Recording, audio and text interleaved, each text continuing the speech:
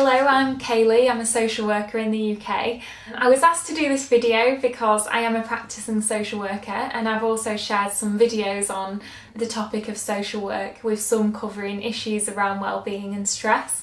So the first thing I wanted to raise is something that I've reflected on more recently, which is issues around resilience. So resilience in social work it's not only the responsibility of the individual social worker, it's also the responsibility of those that support us. And I think that there's a view that social workers can't do the job that they set out to do if the structural side of social work isn't right. So what really helps people work well is like being in a supportive environment and not having a complete overload of cases, and knowing that you can get the support when you need it. And I think it's not always like that everywhere. I've been privileged to be in some roles where I have been really well supported, and I think it's really moulded me into the social worker that I am. And I think that everyone goes into social work wanting to do a really good job, so I think it is a priority to enable people to be able to do that.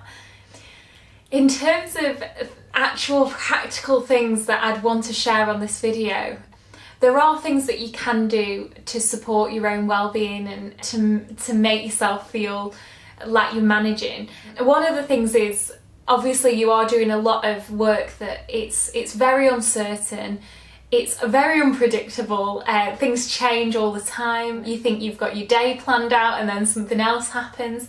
So I've become really well organised in terms of what I do, and I don't try and keep myself to a specific structure. It depends on the role that I'm doing and what I'm working on.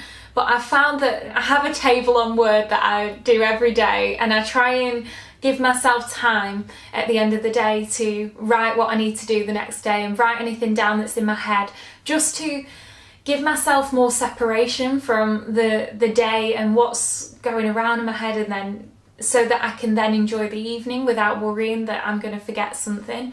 That's been a massive thing for me.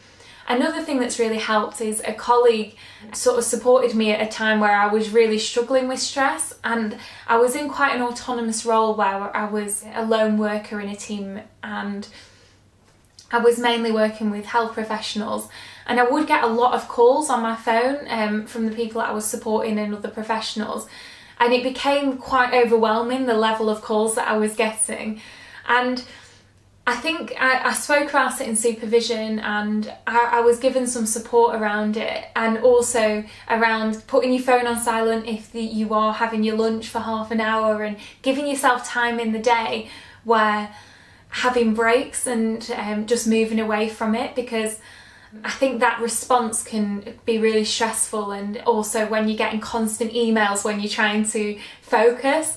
And I think it's in social work we do lots of different types of work. So we do work where we need to be able to concentrate for long periods of time, but then we also have roles where we need to do lots of phone calls or lots of people contact. And I think it's just about making time for every single aspect, because sometimes it's easy to leave less time for the paperwork or the phone calls. And I think it's just about being realistic about your plan, and not putting all your tasks for the entire week on one page, and trying to separate things out so it's not so overwhelming. I think supervision is a massive thing, and I think it should be a priority that social workers get regular supervision, because it's just so important. And I think just as important as that is having peer support as well, because there's nothing like just having someone that completely understands and is in social work, so they can understand the demands and what it is that you're actually talking about, so that you feel supported and confident in what you're doing. I've been through some situations where I felt stress and it has been managed within supervision, but there's also been an occasion where I was really struggling with what I'd call toxic stress, where it's starting to get to the point where it was affecting me physically, emotionally, and I felt quite detached from who I was and life. And I think it's not something you think could happen to yourself sometimes. Like, I'm a really cheerful person, and I'm quite comfortable and I really enjoy doing social work, but I have struggled, and I think at that point I was considering going and getting some proper therapy.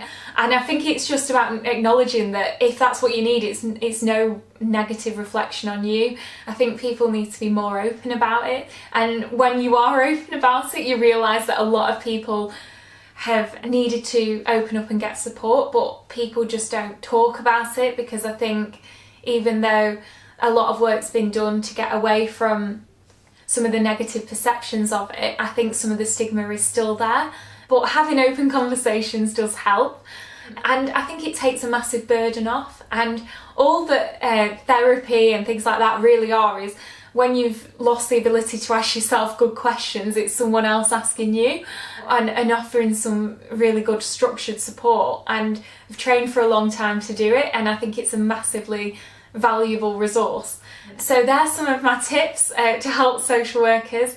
And I think if you're having a bad day, you're just having a bad day. It doesn't mean that you're not a passionate social worker. And take time to rest and have breaks and stop when if you can at the end of the day, and give yourself time to have a bit of a balance in your life. Yeah, they're the main things that I'd like to share. Thank you for asking me to do this and contributing to the great work that you're doing. Thank you.